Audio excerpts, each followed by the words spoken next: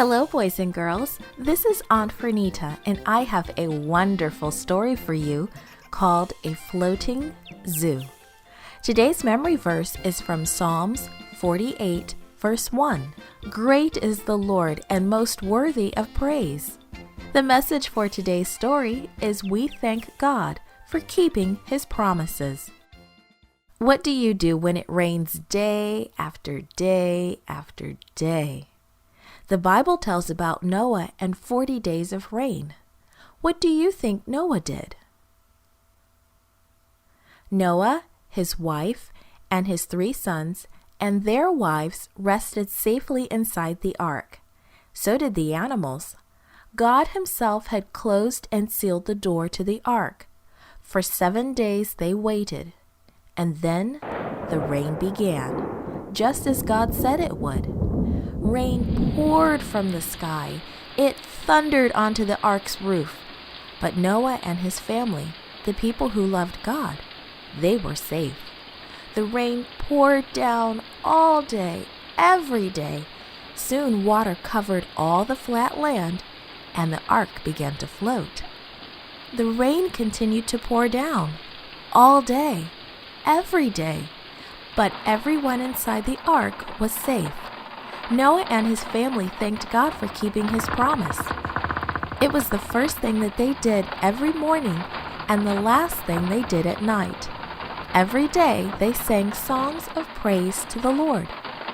And still the rain poured down all day, every day. Noah checked on the animals often. Some snored softly in their cages.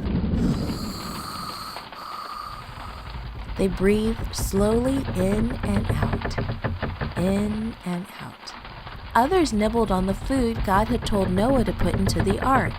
"How much longer is it going to rain?" asked one of Noah's sons. "It feels as if it's been raining forever." Noah smiled. "For 40 days, he answered. God said that it would rain for 40 days. But don't worry, 40 days is not forever. And still the rain poured down. All day, every day. Finally, water covered the tops of the very tallest mountains. No land could be seen. Then God stopped the rain. It had rained for exactly 40 days, just as God had promised. Slowly, the water began to go down. One day, the ark bumped the side of a mountain, and that's where it settled. Noah waited for many, many days. Then he sent out one of the black ravens. The big bird soared across the water, but it found no place to land and rest, so it came back to the ark. 7 days later, Noah sent one of the doves free, but it found no place to land either, so it flew back to the ark. Noah waited 7 more days. Then he let the little dove out again and watched it fly away. And Noah waited. He waited and he watched. Finally, the dove returned to the ark.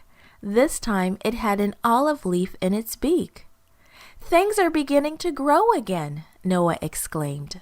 7 days later, Noah sent the dove free once more. This time, the little bird did not return. Then Noah knew that the waters had dried up.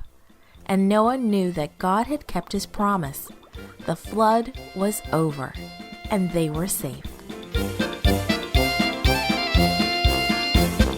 This podcast was brought to you by Gracelink.net and Studio El Piso. For more children's resources, please visit Gracelink.net.